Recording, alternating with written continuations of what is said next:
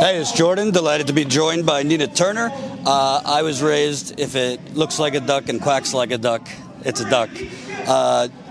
They're about to call Iowa yesterday, 97% reporting, and all of a sudden DNC chair Tom Perez steps in for a recanvass.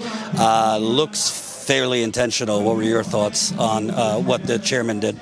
Yeah, it does look fairly intentional, and I really feel bad for the people of Iowa who take great pride in the caucus process. They were robbed. Our campaign and all the thousands of volunteers that combed that entire state on behalf of this campaign, it was really wrong, and it's just ironic he wants to recanvass. Where was he days and days before that? Nowhere to be found. And what's interesting is I've been following for about a decade the Democratic Party, very focused on bringing, African Americans and Muslims and Latinos and identity politics. But your campaign was the first only campaign really to focus on those satellite locations, which brought out Latinos voting for the first time, Muslims voting in mosques, immigrants, African Americans. Workers.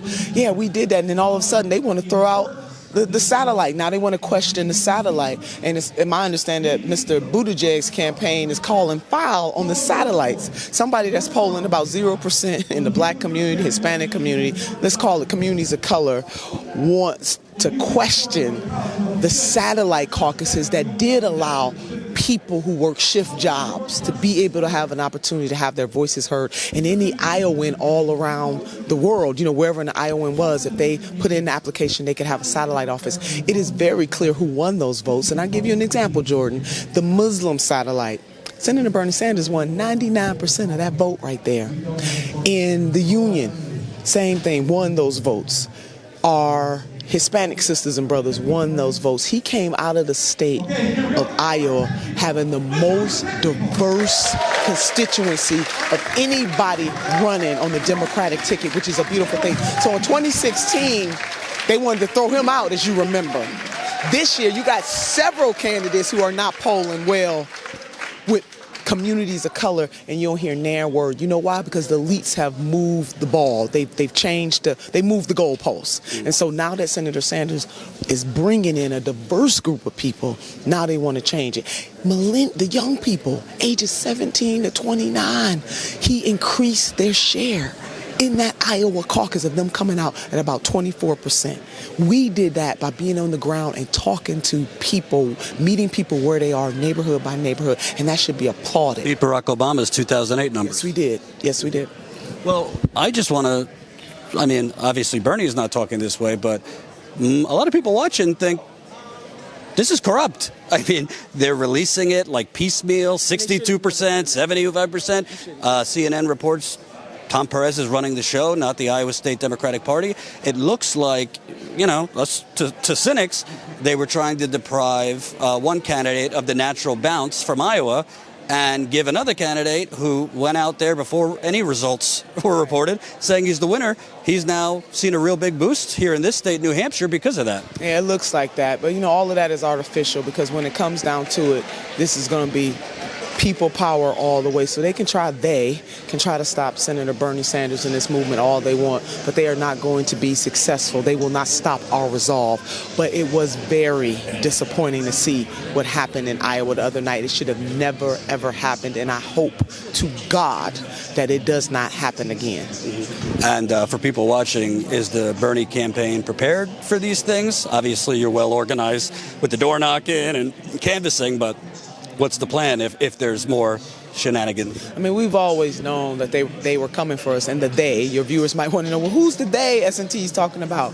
The elite class. That's who we're talking about. We're talking about the power brokers of this country who do not want to see the levers of power bend to the will of the working class people. So we are not under any illusion about exactly who we're fighting. We're fighting elites from both parties, and we're fighting the power structure that controls those elites. Should Tom Perez stand down? Yeah.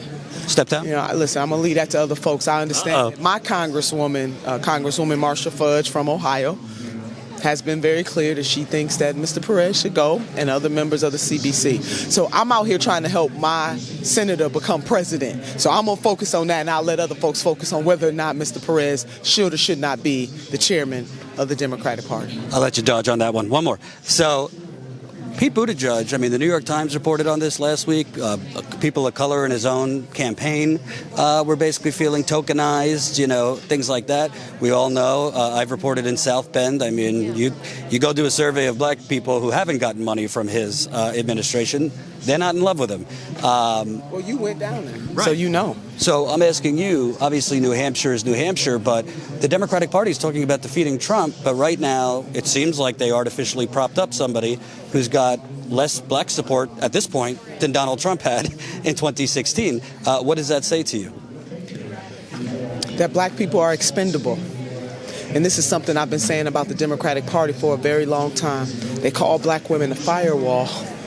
Or black women the backbone, then black people are a firewall. But when it really comes to making sure the requisite investments are there, making sure that you stand up and stand firm for the African-American community, other people of color, they're not there.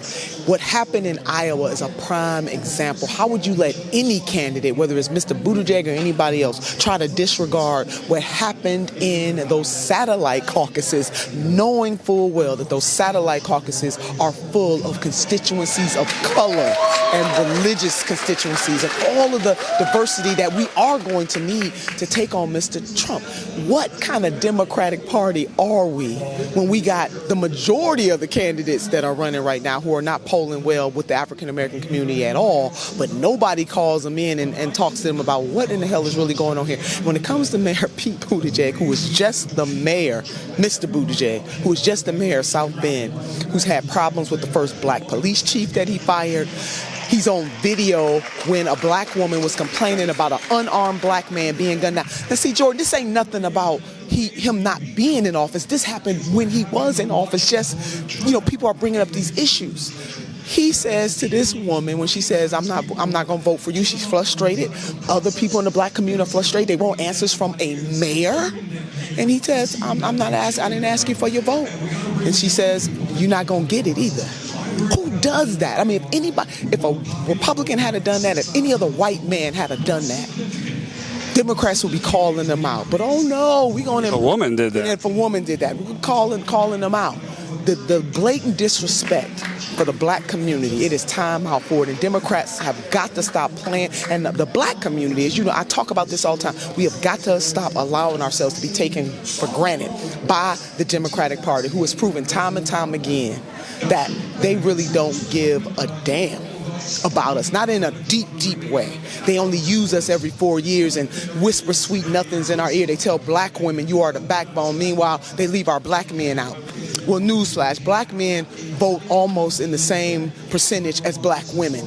Black people, because of our history in this country, cannot afford to be separated. So I'm saying to my sisters, don't allow the Democratic Party to separate us from our brothers, because our liberation struggle in this country has been one of togetherness, but they play games with it. And you can see that very clearly, just absolutely playing games. And lastly, Michael Bloomberg, the rules were changed for him. After Julian Castro, the rules weren't changed for. Cory Booker, it wasn't changed for. Tulsi Yang, he just so happened to give them the DNC $325,000. This seems like, this isn't even in the backroom corruption. This is in the front room. When Dr. Maya Angelou once said, when people show you who they are, believe them. And we have to believe that this battle right now is between the elites and the working class people of this country from all backgrounds. That's it. And it doesn't matter if those elites are Democrats or Republican. It is the elites and the establishment versus Main Street, period. And Main Street must unite based on what we have in common. And what we have in common is that we catching hell. Working class people across this country are catching hell. And if you are black, you catching more hell. If you are brown, more hell. Indigenous, more hell. But the bottom line, we catching hell. So yes, it is the elites of both parties versus everyday people in this nation. Thank you. Appreciate it. I will submit that is me.